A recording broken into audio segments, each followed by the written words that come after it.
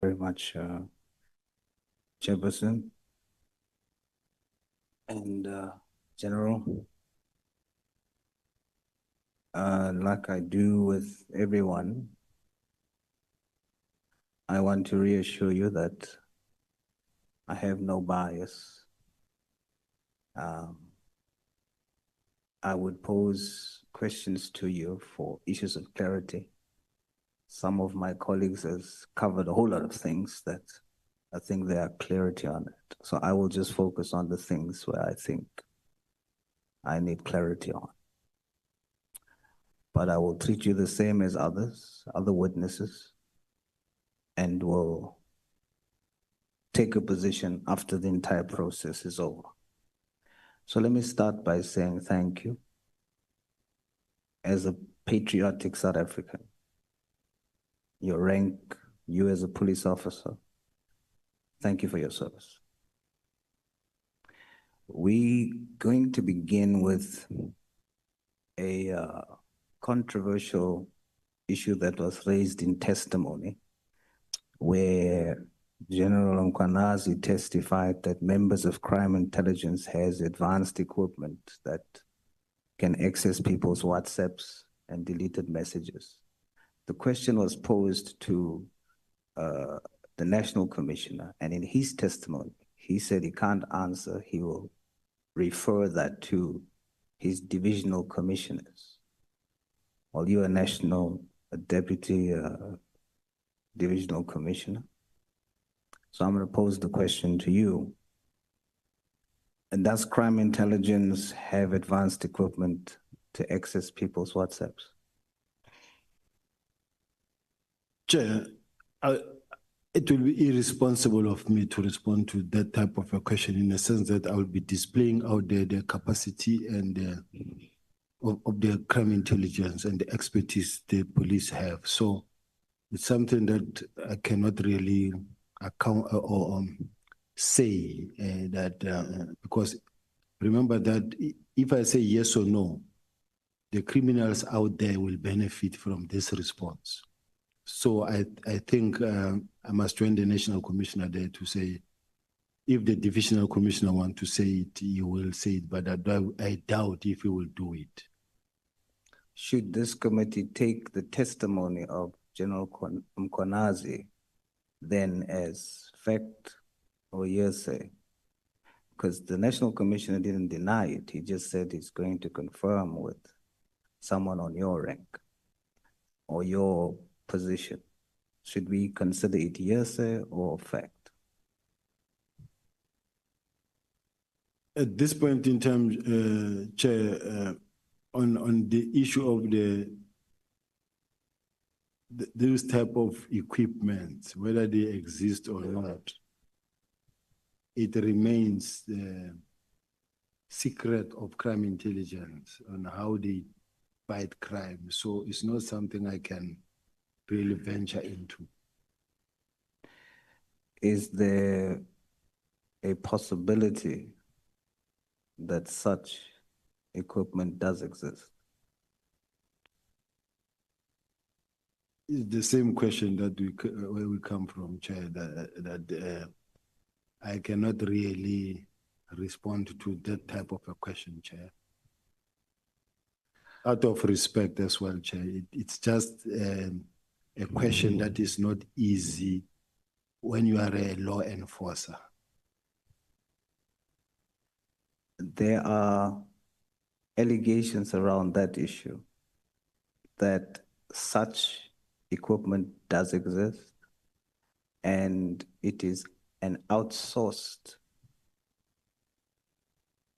it's outsourced equipment, and the outsourced company is a family member of a former minister. Is this allegation true?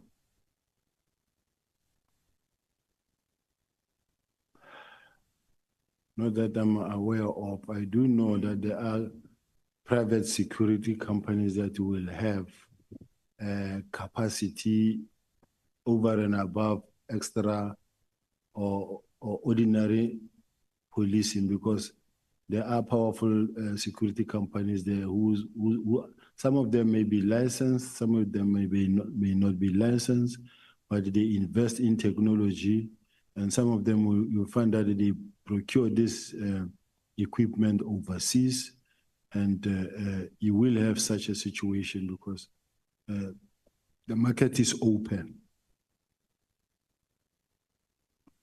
Is that a yes? It's a complicated one for me, Chair. General, on security clearance, do you have security clearance? Yes, I've got it here now. Does General Mkwanazi have security clearance? I heard him saying he doesn't have it. Does those who are investigating you have security clearance? I don't think so. In the Western Cape Provincial Commissioner, he doesn't have it. In layman's terms, explain what are the implications of investigating without security clearance. Security clearance is not a requirement for an investigation, but if you are a senior manager who comes across or who is expected to deal with top secret document, depending on the level of classification, you are expected to have a top clearance, top security clearance. Because let's say, for instance, you're a provincial commissioner. You deal with matters that some of them are classified and highly classified. I cannot imagine if there's a top secret document that comes that must be discussed. The provincial commissioner will say, hey, this one I can't work on. I don't have a top clearance certificate. I can't even read it. It must go somewhere.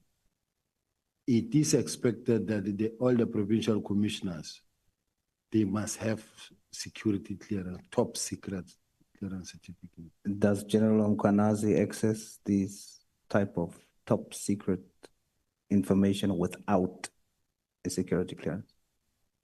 Well, some of the things that he mentions, because General Kumalo reports to General Mkwanazi, some of the things that he mentioned may tell me that he does have access as well. Just hold it, the Honorable Suals, Honorable Ngola. Chair, I think the General, in responding to Honorable Suals, says General Kumalo reports to General Mkwanazi. I think it's a bit tricky and a bit confusing because our understanding is that General Kumalo is the head of crime intelligence. General Mkwanazi is the provincial commissioner. In terms of the line duty, I don't think it's supposed to be like that. I'm not sure. We're a bit confused by that. Maybe if not the General can clarify it. The PKTT, I know the fact that it is, the project leader is General Kumalo. But the person who's fighting hard in this case is General Mkwanazi, who says, I was not told, and the target were taken without my permission. Now, General Kumalo had to account to General Mkwanazi. So when it comes to the PKK, General Kumalo reports to General Mkwanazi. That is why General Mkwanazi is the one who's on his feet and fighting for this process. Hence, I'm saying he reports to him. You want to make a follow-up? Understood it. Is it the official reporting line duty or it's something else that is out of the ordinary? Well, it's the official because it was done so official. This is how it was designed, that he will report to General Kumalo. To General Mkwanazi. Okay. The member is satisfied. Before you proceed, Honorable Suals, did I also hear you saying that the head of the Western Cape also does not have a security clearance? Yes. When you say the head, you mean the provincial commissioner? The provincial commissioner. And who else, apart from the two? I don't know about the others. These are the two that you know? These ones I know because I have been involved with them, or they've been involved in my matters at least. So the question that Honorable Suals asks you, and you respond by saying that yes, General Kumalo reports to General Mkhwanazi, so he may have access to this type of information. It may be happening elsewhere.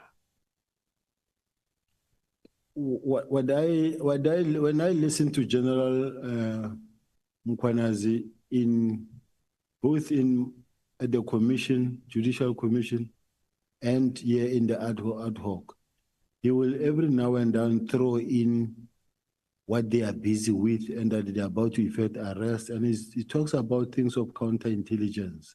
He talks about things that come from the intelligence space. He talks about things that, just like Brown Mohosi will tell you about information that belongs in the intelligence space. But General Mkhwanazi will tell you about something that belongs in the intelligence space himself. Yeah. When I ask this question, General, is to establish understanding whether a provincial commissioner like the one you have in the Western Cape or elsewhere in the Republic who does not have security clearance, is it possible that such incumbents may also have access to that information without them being cleared? Yes, they do have access without them being cleared, because there's no way as a provincial commissioner you can run a province and you don't come across documents of a top secret nature. Whether you deal with issues of parliament, whether you deal with issues of a matter, a sensitive matter that is classified as top secret, as a provincial commissioner, you will deal with such a matter. I cannot believe that the whole 5 years will go without you having seen a single document that is classified as top secret, you being the provincial commissioner. But the bottom line is that they don't have security clearance. That is the point that I wanted you to confirm. I'm handing back to Honorable Suals to continue. Should this be allowed, General?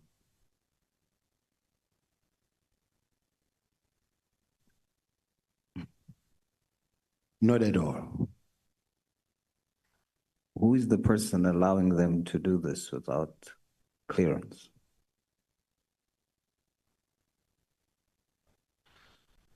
I think the accounting officer is the one who should actually ensure that all people that are appointed in terms of or as the provincial commissioners or the top structure of the police should have top clearance certificate. Who's the accounting officer that you're referring to? It's the national commissioner. General Mkhwanazi testified that the Premier Lesufi created a crime prevention unit that was illegal. Was it illegal? I heard him when he was testifying that, and I do know that it is a matter that was actually discussed in one of the POCs. And as far as I'm concerned, it is not illegal, because if it was illegal, I don't think the president would allow the premier to go and continue with something that is illegal, because this is crime fighting and these are enough boots on the ground. They are force multipliers. But in fact, I do know that in the meeting, he went to an extent of saying to the national commissioner, just say the word and I will effect arrest. Okay. And I can safely say that I raised it. The minutes are there. I did say, but you can't say you can arrest anybody there, because the bottom line is there's no way the premier can implement something that was not authorized, because it is firstly job opportunity. Secondly, they play a major role in making sure that they fill up the street. Every corner you come across them, and there's crime prevention. And when you look at the resources and the capacity they are bringing in fighting crime in the city of Joburg, you will realize that the situation has changed, especially city center, where where crime was rife. It was rough to go downtown to be in the city, but since their appointment, they are working and crime has reduced significantly. General, you just said in a meeting, I heard him say, just say the word, I will effect the arrest. Which meeting? Who was in the meeting? And who is he that you are referring to that said he wants to arrest? It was a Board of Commissioners meeting. And in that meeting, that's where he mentioned that because they were actually debating it, including legal, and legal was tasked to go and check whether are these people peace officers or not, and should they be existing or not, because the Constitution says there shall be only one police service. They were saying these people cannot be appointed because one moment you're going to have a situation now where you will have to, or you will be expected to convert them into police officials. So he was saying that these are illegally established. And then, since they are illegally established, he said, just say the word, one word, I will go arrest. So when he says, just say the word, I'll go arrest, I don't know whether he was meaning he will go arrest the premier or he will go arrest all of them. But I guess the minutes of the meeting are there to say it. Who's he? General Mkwanazi. So General Mkwanazi, in a meeting discussing this, says to the National Commissioner that he should just give the word and he'll go arrest. Yes. And what stopped, or did the arrest happen? What stopped? No, it couldn't happen because the legal services was assigned to go and check the statute, the law, what the law says, can these people be regarded as peace officers? And I think it was ultimately done where they were sworn in as peace officers. So there are... Okay, Honorable Suals. May I take you, Honorable Sangwen? Sorry, just a clarity-seeking question. General, which meeting are you referring to? And am I hearing you correctly that the KZN commissioner said he would arrest in Gauteng? Yes. Oh, sorry, which meeting? It's a POC meeting, if I remember very well. But it was a meeting at the college where it was provincial commissioners and other senior officials. Are you satisfied, Honorable Member? Thanks very much, Honorable Suals. You may proceed. So, General, there are occasions then where General Mkwanazi asks of the National Commissioner first whether he can effect an arrest, or informs the National Commissioner before he effects an arrest. He was not informing him before he can effect arrest. He was just saying, just say the word and I'll effect arrest. But I'm trying to establish the type of relationship that he would say before he goes and arrest. He would inform or ask. He would, and he should, because remember he's from KZN, he's not from Gauteng. So whatever that he does in Gauteng, it should be with the permission and the knowledge of the National Commission. I'm asking that because yesterday, not yesterday, when I interrogated the National Commissioner and asked this question on the search and seizure or the arrest for yourself, the National Commissioner said he didn't know about that, or that he doesn't know about arrests. So you saying that it's protocol to inform him?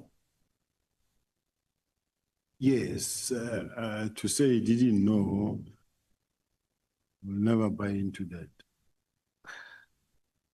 Where was the members from who went to your house to arrest you, but ended up just seizing property? All of them from KZN. Who sent them? I know it's General Mkwanazi, because people like Brigadier Kunene, the members that I was investigating this case of AKA with, they were there as well. So it's all a team from KZN, So based which on is what, unfortunate though. so based on what you just told me, General, you're saying the team that came to your house is coming from KZN. That is correct, Chair. May proceed, Honorable Source. so General, based on what you just told me about the National Commission knowing or not knowing, are you saying with that that General Mkwanazi, as you claim, was the one who sent the members, would have told the National Commissioner of such a arrest or such incision? That is correct, Chair.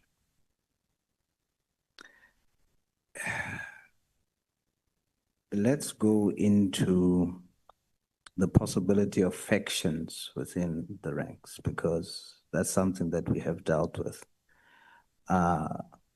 General Mkwanazi testified that you are a baby in rank in comparison to him. What is your rank? I'm a Deputy National Commissioner and I'm a senior to him. What is your rank? I'm a Lieutenant General and a Deputy National Commissioner. What is General Mkwanazi's rank? He's a Lieutenant General, a Provincial Commissioner. General, in layman's terms, explain to us the protocols on how you become a Lieutenant General. As you grow up the ranks, you become a Major General. And then you will have a cross sword and 2 stars. Then you become a Lieutenant General with 3 stars. Then you become a National Commissioner, 1 General with 4 stars. So you become a general, a Lieutenant General. All generals, major generals that are entering or stepping into the general rank are major generals, which is the lower rank of being in the general space. Then when you get promoted, you become a Lieutenant General. Then when you become promoted more, either you become a Deputy National Commissioner or the General himself, the National Commissioner. So, let's understand from this point, when General Mkwanazi was appointed as when he was appointed as the Major General, I was already a general. And then in 2 months, 3 months into his newly appointed position, he was appointed as the acting National Commissioner, which could not happen. And even when he walked into the door, the Lieutenant Generals and Deputy National Commissioner could not even stand up to salute because this is their junior. But for him to be considered and really be put in a position to can act, overnight he was then promoted to become a Lieutenant General. I guess others were saying he's a baby, but he became that Lieutenant General, and he was then able to act as a National Commissioner. He has since then become the Lieutenant General over the period of time. In 2011, that is when this happened, right? Where he was appointed the acting National Commissioner. And you are saying that there wasn't a normal process of him going from Major General to Lieutenant General. It was merely because he was appointed acting National Commissioner, and that's how he got the rank Yes, Lieutenant General. it compelled the then president to really also overnight bring him up quickly because he could not become acting from Major General. According to the General Mkwanazi's testimony in the Judicial Commission section, page 9, at section 15.3, he was section head in 2011. From 2025 to 2011, he was section head, Special Task Force. And then in 2011, he was component head for specialized operations for 7 months only in 2011. What is the difference between section head and component head? A component head, you are in charge of the whole component, and the whole component will have different sections. It will have a section that deals with fleet, a section that deals with armory. I'm giving you an example. It will have a section that deals with,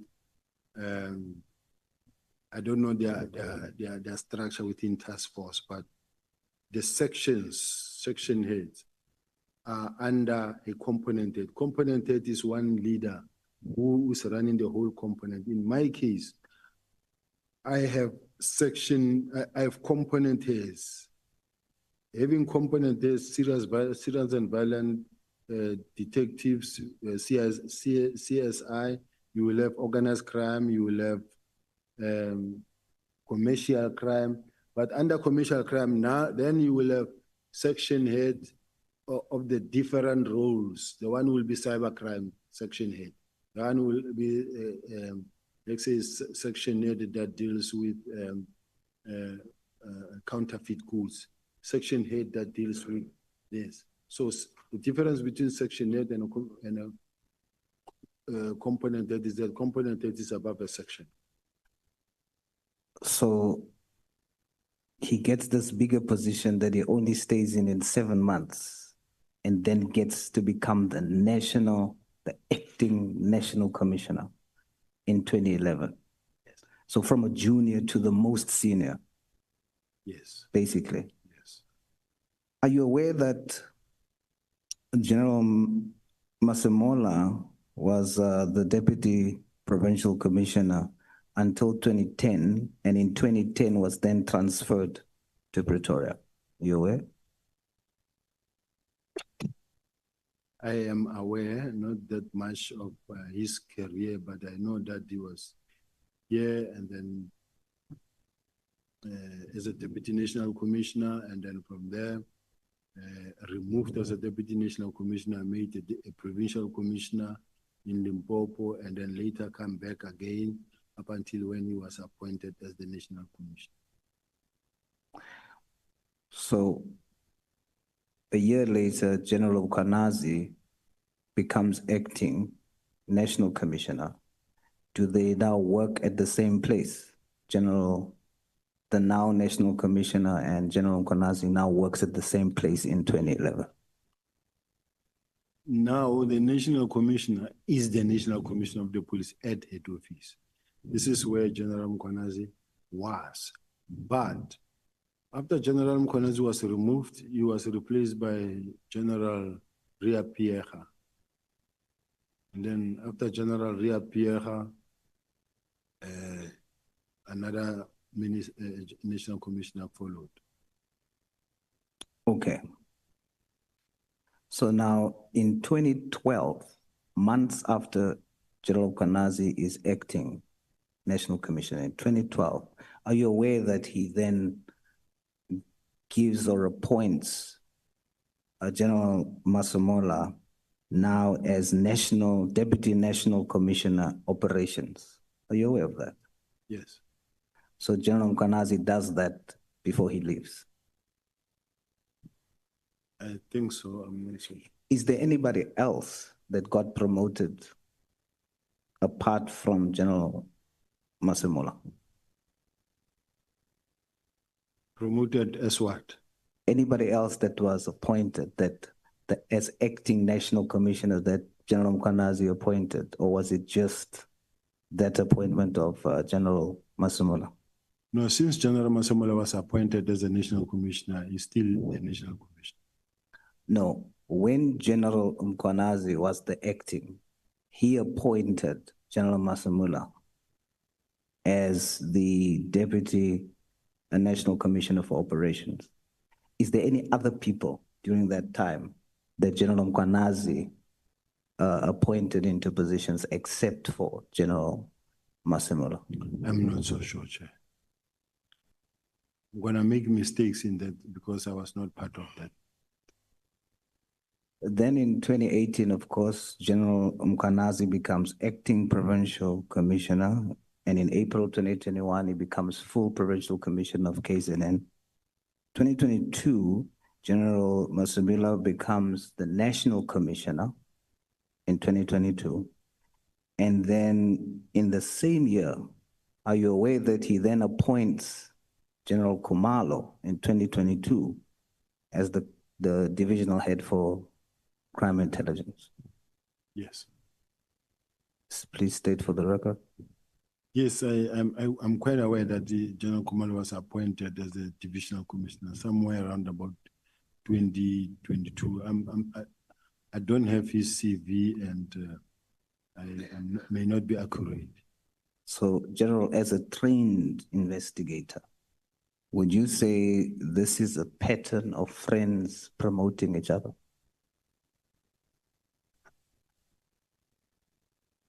That is not for me really to say at this point in time, Chair. You testified earlier that there are cliques and it creates an unhealthy working environment. Who are you referring to when you say there are cliques?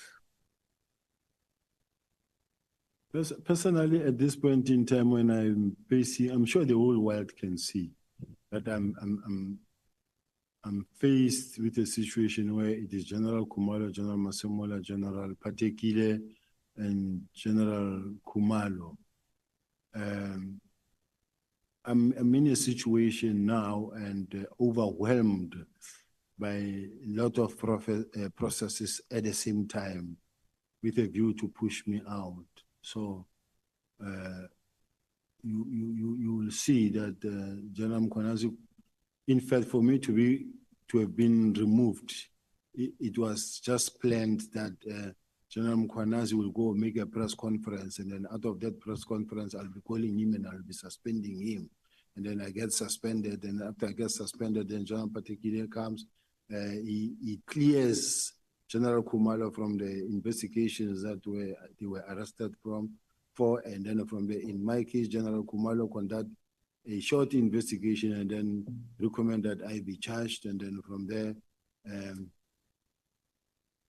I expect anything in this case that will happen. But the bottom line is there is a clear focus by a group of people that are focusing on making sure that I am out of the system. General Mkwanazi testified that the docket was taken, and I know you already testified on that, that's why I don't want to go in detail with it. But then when it was discovered that the docket does not contain anything about Gauteng, and then the docket was sent back, and then General Khumalo was targeted because of interference to stop the arrests in Gauteng, and they place you at the center of that. Are you interfering, General, with investigations and arrests in Gauteng? I wish he can tell me where have I interfered. Whether it spoke about Katiso Molefe, what was my role, where did I interfere? Whether it talks about Ket Matlala, where did I interfere? Whether it talks about Mr. Swart, what did I do, where did I interfere? Because I've never been involved in all of those things. Other than when we talk, let's say for an example, the kidnapping story. I've always been the one talking about the kidnapping of Mr. Jerubo Shua. I spoke about it even in the police summit. I spoke about it even with the when we were with the DPCI experts, the people that know how to investigate the electronics. I spoke even, I called all the teams together, even as we speak. I know General Mkwanazi did make mention of the fact that the mother of Jerry Bushoka contacted him, but I can also say that I was contacted by the brother-in-law of Jerry Bushoka who came, who's the brother to the wife of Jerry Bushoka, who came to me, and he works for the presidency. He came to my office and said, please, General, assist. I called all the experts. Even today, the family is happy with this investigation in terms of the progress. I do have a progress report in terms of this thing, because the team that is there, that is investigating, they are doing everything in their power, and they are working with the family. They are taking the family into confidence. Every piece of feedback is given to the family. So I just want to indicate to South Africans that even this thing of Jerry Bushoka, I try my best to contribute, leading towards my retirement, to work hard. I cannot spend 37 years in the police to only to come and mess up my career towards 2 years later at the door out, and then I mess everything up. I can't do that, but thanks a lot, Chair. I have 2 more questions, Chair.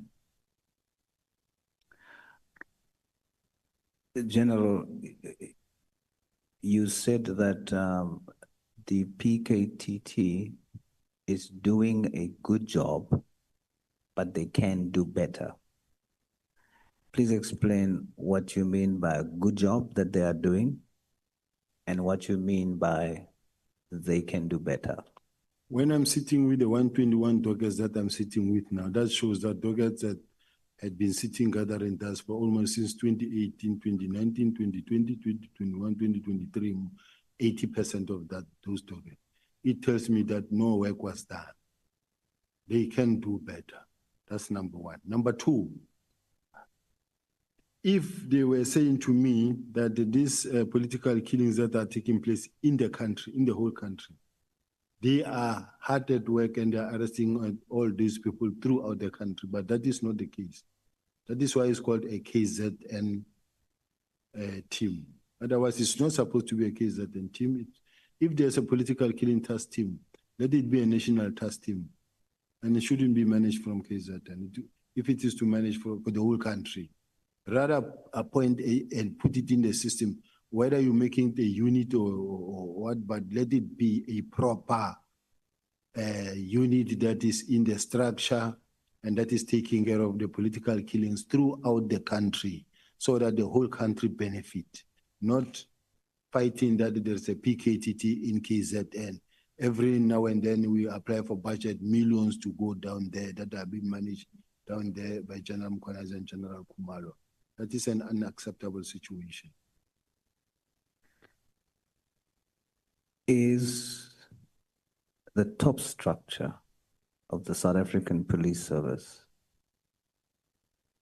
divided?